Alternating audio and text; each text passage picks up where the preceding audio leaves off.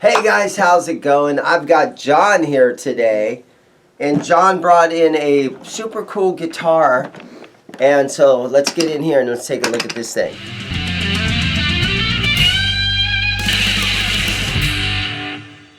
Okay, let's take a look at this. John, tell us what's going on here. This is a Telecaster that I built out at Texas Toast Guitars during one of their Build a Classic Tele classes. Texas Toast Guitars. So they're up in Colorado, and yeah. you can take a class to build your own guitar. Yeah. And this is the one that you hand built. Yes. You built this neck. This neck. You installed the frets. You did all that. I did everything but put in the truss rod because it was part of a neck blank. Oh, okay. So this neck was square. Okay. And just had a paddle head on it. Uh-huh. And the fret slots were cut. Okay. But we had to do the fretwork. We had to make our nut. Really nice. That's the nut. And you cut this out? Uh-huh. Okay. And you put finish on the neck, Yep, or what'd you? It's tongue oil. Tongue oil on the neck. Tongue oil on the neck. And a traditional. It looks very traditional Tele. Oh yeah, it's very much nothing but a Tele. I did a few months after class upgrade the pickups. So it's a set of the Duncan quarter pounders. Uh huh. There's some giant slugs in that. Yeah. So besides that, it's just a standard Tele setup. So you go and you take this class at Texas Toast. Uh-huh. And after a week or so, you end up with your own handmade guitar. Yeah. You spray the finish. You do a That's a bunch. nice looking piece of wood right there. You do a bunch of sanding that week. Yeah. Beautiful. Tell us about the wood here. What's the body? That's swamp ash. Swamp ash. That's swamp ash. I love that look. I think that's also from the Guitar Wood Experts folks that they get a lot of wood from. Oh yeah, because they get their wood from where? I think it's, well, I think the name changed. Uh-huh. At one point, I think it was Tonewood Experts. Tonewood Experts? But now I think it's Guitar Wood Experts. Okay. Maybe vice versa. Guitar Wood Experts. I think that's what it is. Swamp ash. Swamp ash. The basic shape was cut, although we did all get to cut a body. That one was done for us, just in... So you didn't add a belly carve or anything to this? No, it was an option to do. Some folks in class did. I chose not to. Chose not to do a belly carve. It's super traditional Tele. What's I'm going to guess it's 7.5 pounds or so? What would you guess the weight is? I have no idea. So the inlays, tell us about this. Is this your design right here? Well, I wanted to do some inlay, although I'm not a huge fan of inlay. Right. So I did that. They've actually done that same design on, they make a model similar to this called their Daily Driver. Okay. That's a very similar type of guitar, and they'll use that inlay. Just the... So a single dot at the 5th fret. And then 2 dots at the 12th fret. So I just followed suit. And it's a 21 fret? I believe so. Okay. I didn't count them when I was putting them in. Is this like your spec sheet here? No, that's from another guitar. Oh. Okay. This case is doing double duty. And why is there a Warmoth sticker in here? Because the other guitar was Warmoth. Oh, you had a different guitar. Yeah, you had a different guitar in here. There was a different guitar in there. Okay. Although they did give me this for some reason out at the class. And I don't know why they gave that to me. Set it right there on my hand. But they did.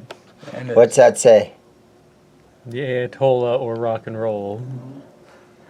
The Ayatollah of rock and roll. Oh, I get it. I Iran War throwback kind of stuff. I don't know why they gave that to me, but they did. Maybe it's because I think I tortured them all week with puns and dad jokes. So let's talk price for a minute. What's it cost? I mean, you don't have to answer, but what's it cost to take a weekly class? I don't completely remember. It's on their website. I think it was in the 18 neighborhood, maybe. $1,800. something like that. Look at these tuners. What are we looking at here? It's the Hip Shot open gear tuners. Those are gorgeous. They use a lot of Hip Shot hardware. And so when you're there building the guitar, and you're sanding and you're doing the finish work, and they have a paint booth there? Yeah, or how? absolutely. Okay. And then they just have like a parts room where you can say, hey, I want the Hip Shot open back? No, and... the hardware was all pre-picked out. Okay. For the class. And you got a box with your tuners and pickups and pickguard and stuff in it right at the beginning of the class. Cool. It looks really nice. Yeah, well, I really like it. That's the nut I was telling you. I made 4 before I made that one. So, for about $1,800 a week of your time, you can take this class and learn everything you can pack into a week. Yeah. And then take home your guitar after it's all done. And eventually you can change, like you said, you recently changed the pickup back out, and so. I mean, what they gave was a very servable set of Alnico, just generic Alnico 5 tele pickups. They were fine. I just wanted to do it. Something to do. Right. Anything special about our potentiometers? No, they're just. I think they're just the small. Nothing special pots. I don't think they're anything. So what did you get out of taking this class that is like super special? Other than this guitar, do you feel like you have just accomplished a ton of knowledge now on guitar building? Oh, I don't bother people for setups anymore. Okay. Okay, I wait. feel like now I you can- got your strings top loaded there, right? Oh, yeah, that's another. They have the option. You have the option of going top loader, or They're that way because I was taking the strings off and on a bit when I was setting it up at one point, so I just put it through that way so I could just pop it off and on real quick. Okay. Next time I string it, I'll go back through the back. Okay. Because of the tone, right? No, just because I don't like the way the ball ends look on the top. What about the headstock? Could you have done like the same color as the body up here? Did they have those options? We did not get an option to paint the headstock. We could have cut it into any shape that would have fit on the paddle. Okay. So I know one guy did a Strat shape. That's cool. A couple guys came up with their own thing. What fret wire? I might have already asked you, but do you recall what fret wire they were letting you use? This was actually also the StewMac cryo wire. Okay. But that was a happy little accident because they didn't get just the regular nickel silver stuff they were going to have us use. So you ended up with kind of an upgrade fret wire. Super cool. Yeah. And what did they do with the body here as far as it's stained and then what's the finish? It's a couple coats of, it was water and some of the StewMac dye. Okay. And then on top of that is a couple coats of Simtech.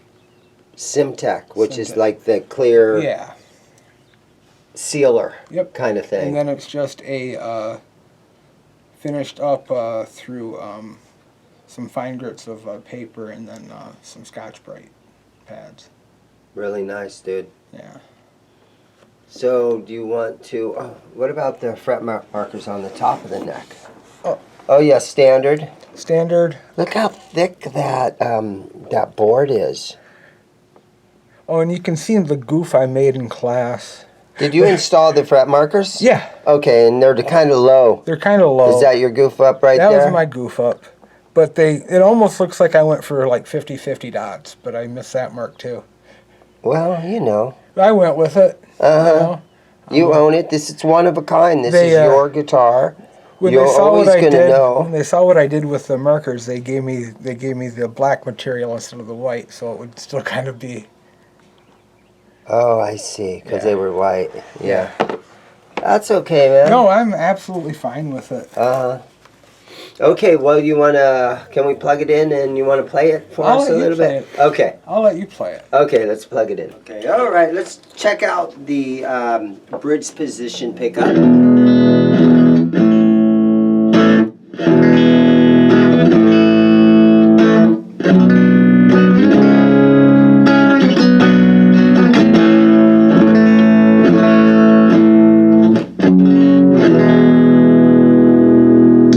Center position.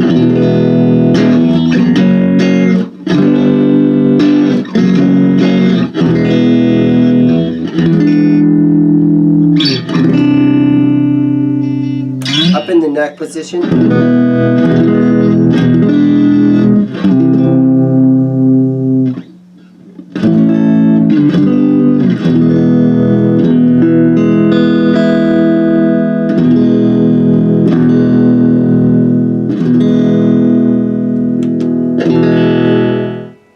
The electronics feel awesome on this guitar. It feels really good to play.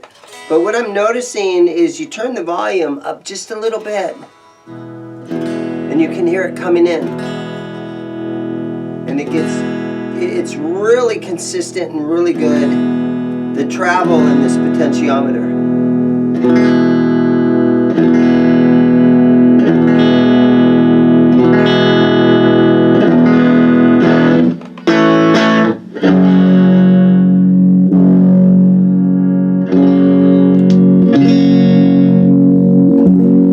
It's really dark.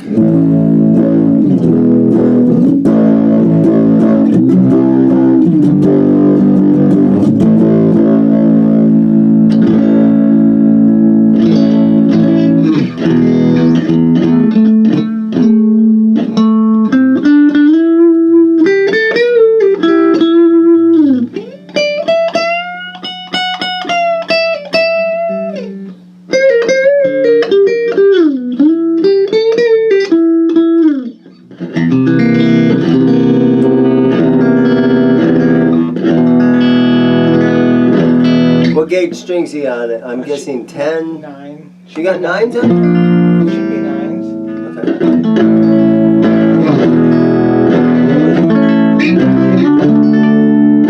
Really weird for me to put 9s on, 10s on something that's the Fender scale. Okay.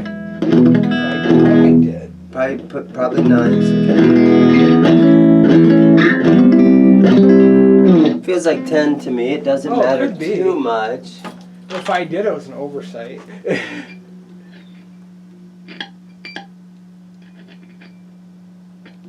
Yeah, 10 through. Oh, they're 10s. Yeah, you put 10s on it. What am I doing? That's for Gibsons. I gotta stop that.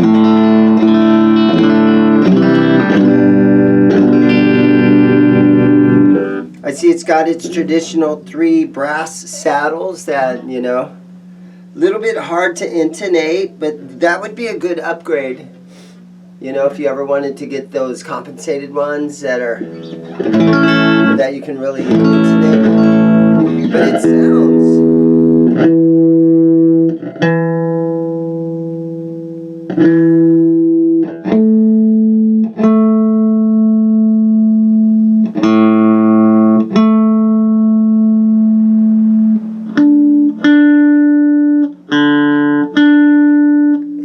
It seems not intonated nicely.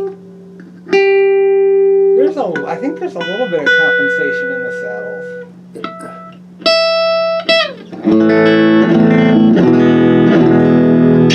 Cool guitar, man. Thank you for sharing Yeah, it. absolutely. This is the Texas Toast. You can go there. You can spend a whole week up there. It's in beautiful Colorado. And you can hand build your own guitar. John, thank you for bringing it in. Yeah, absolutely. Everybody have a great day. Go build a guitar.